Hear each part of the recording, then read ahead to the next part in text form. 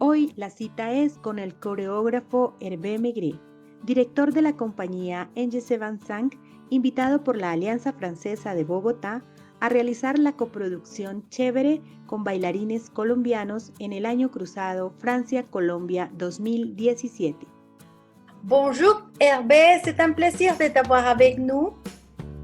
Bonjour Sandra, je suis très heureux de te revoir et par ton intermédiaire vous revoir.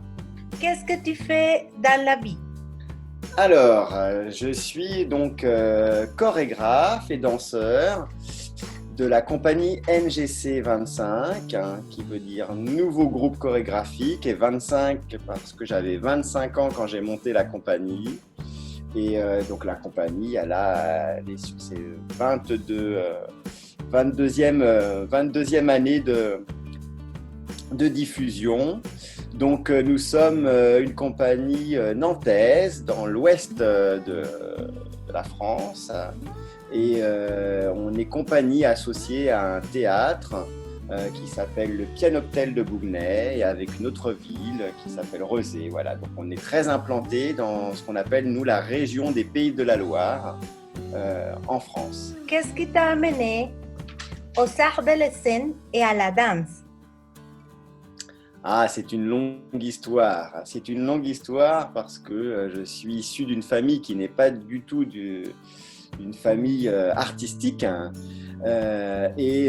Du coup, mes parents avaient quand même l'habitude de m'emmener voir quelques spectacles, mais évidemment pas tellement de danse, mais j'étais tout de suite très très attiré par le théâtre, par le cinéma, et puis évidemment par les chanteurs, et entre autres les chanteurs français qui dansaient. Et quand j'étais petit, c'était la grande période de Claude François et des comédies musicales avec Jane Kelly, Fred Astaire, et donc tout ça, ça m'a tout de suite énormément parlé.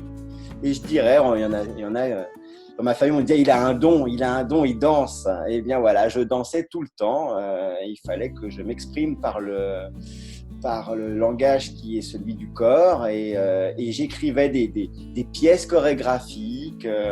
Et au bout d'un moment, mes parents en eu assez. Ils m'ont dit il faut faire quelque chose avec cet enfant qui danse, ce garçon qui danse.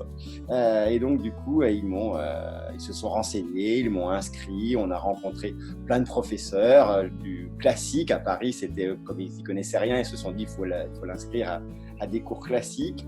Alors moi, je voulais faire du contemporain. Je voulais pas mettre de collant, je voulais m'exprimer par le corps et pas m'exprimer par l'académisme des gestes. Mais bon, voilà, j'en ai fait. Et puis ensuite, je suis rentré, j'ai appris plusieurs styles de danse, dont le José Limon, Cunningham, voilà. Donc j'ai été formé avec plein de cours. J'avais la chance d'habiter à côté de Paris, donc c'était très très riche au niveau des propositions. Et puis je suis rentré dans un lycée artistique, sport-études, qui m'a permis de rentrer dans des académies de danse, d'être formé à la barre au sol, au contemporain, à la danse moderne. Et du coup, comme ça, jusqu'à l'âge de 18 ans. C'était un peu compliqué parce que mes parents voulaient absolument que je continue mes études, parce que j'avais été engagé au Conservatoire supérieur de Lyon. Mais ils ne voulaient pas que j'y aille pour finir que j'ai un bac. Donc j'ai fait un bac scientifique. Et puis j'ai continué mes cours de danse jusqu'à l'âge de 18 ans. J'ai eu la chance d'avoir mon bac assez jeune. Donc j'ai fait une année d'histoire de l'art à la Sorbonne, ce qui était quand même intéressant pour aujourd'hui mon métier, de commencer. Ça m'avait passionné sur justement l'art, la sculpture, le Moyen-Âge, l'Égypte, enfin voilà, et puis apprendre à décrypter la peinture. Et ensuite, j'ai été engagé à Nantes. C'est pour ça qu'aujourd'hui, j'habite Nantes. C'est qu'à 18 ans, il y a un chorégraphe, un centre chorégraphique national de Nantes qui s'appelle Claude Brumachon, qui m'a engagé tout jeune. Et je suis arrivé dans son équipe comme danseur. Et donc, je me suis éloigné de la création on va dire, artisanale à la maison. Et puis, j'ai donc été engagé comme interprète. Je me suis éclaté pendant 7-8 ans. Et puis, le directeur, un jour, a eu un festival à diriger de danse. il a dit à son équipe de danseurs, si quelqu'un veut chorégraphier, qu'il me le dise parce que je peux lui prêter mon équipe pour réaliser et faire des créations. Et donc, je lui ai dit, moi, c'était mon idée première quand j'ai appris la danse, c'était d'être chorégraphe, donc je veux bien essayer. Donc, j'ai monté un duo avec Nathalie Licastro, qui est aujourd'hui mon épouse. Elle était dans le spectacle Chevret, elle est venue en tournée, elle n'était pas dans le spectacle, mais elle est venue en tournée en Colombie.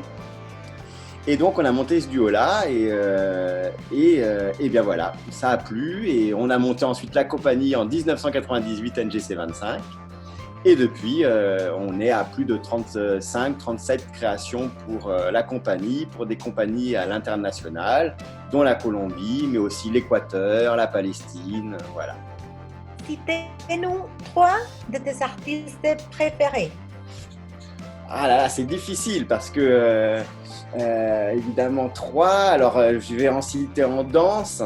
Alors, il y a une chorégraphe que j'ai découvert il y a un petit moment, mais que j'aime beaucoup en ce moment, surtout que souvent, des fois, il y a quelqu'un qui fait une création fabuleuse et puis je trouve que dans la durée, la qualité est moins convaincante. Et là, il y a Crystal Pitt que j'ai découvert, qui est chorégraphe canadienne, qui a chorégraphié entre autres pour l'Opéra de Paris, des ballets, chorégraphie surtout contemporaine. La dernière, c'est Body and Soul. Elle a remonté une version des 4 saisons et j'aime beaucoup. Je suis très fan de son travail. Alors après, il y a Akram Khan que j'aime beaucoup, qui fait partie des grands chorégraphes pour moi. Là, il y en a plein. Alors, si on s'échappe un petit peu de la danse, on parlait de cinéma. J'ai un petit faible pour Pedro Almodovar. J'aime beaucoup son univers. Je trouve pareil qu'il a vraiment une identité artistique tellement particulière qui à la fois fait confiance à ses interprètes, à son travail. Je trouve que c'est un échange énorme entre les interprètes, les comédiens et lui, sa direction artistique. Ça, j'apprécie énormément. Qu'est-ce qui t'a le plus marqué lors de ton passage en Colombie? C'est une question difficile aussi parce qu'il y a plein de choses. Comme ça, la première chose qui me vient, c'est comme ça que j'arrive à créer les pièces, c'est l'humain. C'est-à-dire que j'ai eu un vrai coup de cœur sur les danseurs, sur l'équipe, sur les gens que j'ai rencontrés. J'ai découvert l'Amérique du Sud, puisqu'on travaille avec l'Amérique du Sud depuis plusieurs années. C'est vrai que quand j'ai rencontré du coup la première fois dans les tournées des danseurs indépendants là, en Colombie, à Bogota, ça a été un fort moment, des rencontres très fortes. Et puis ensuite, quand on a monté l'audition et tout le projet avec l'Alliance française, ça a été vraiment un fort moment avec l'équipe administrative, l'équipe de direction. On a vécu des moments difficiles de savoir comment on allait faire aboutir ce projet de danse entre des danseurs indépendants, les institutions pendant l'année croisée, réussir à réunir tout le monde dans des plannings, dans des objectifs en commun. Ça a été particulièrement quand même ardu, malgré tout le bonheur derrière. Et ce qui nous a vraiment soutenu avec les danseurs, mais aussi avec l'équipe de l'Alliance française, c'est qu'il y a eu d'un seul coup là, cette notion de troupe. On ne se connaissait pas beaucoup et d'un seul coup, on a été unis pour se dire on va y arriver à faire cette création qui à la fois va se jouer avec l'aide des alliances, l'aide d'Idartes, mais aussi en France, puisque quand même c'est un des projets qui a réussi à tourner en France en décembre, dans le cadre de l'année croisée.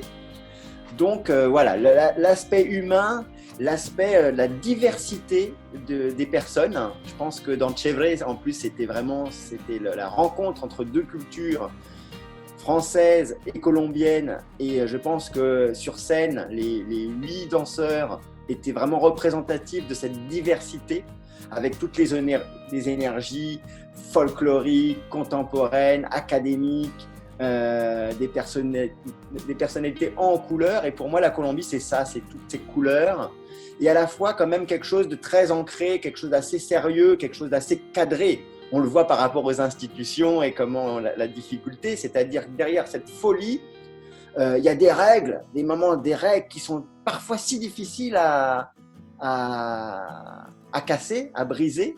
Donc voilà, pour moi c'est ce que je retiens de la Colombie, cette immense ouverture, cette folie et à la fois par moments cette rigueur très difficile à maîtriser quand on est artiste.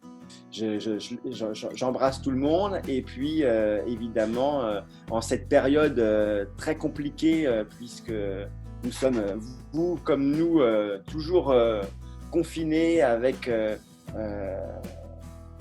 la Covid-19 qui évidemment nous restreint complètement. On est le secteur culturel quand même le plus touché, c'est-à-dire que tous les spectacles se sont arrêtés, même si on le voit, la culture elle est présente partout. On est confiné, mais on lit, on regarde des films, on écoute de la musique, on regarde les amis qui font des choses sur Internet. C'est-à-dire la culture, elle est là partout, avec nous. Et on voit que c'est indispensable à notre bien-être, c'est indispensable pour pas qu'on pète les plombs.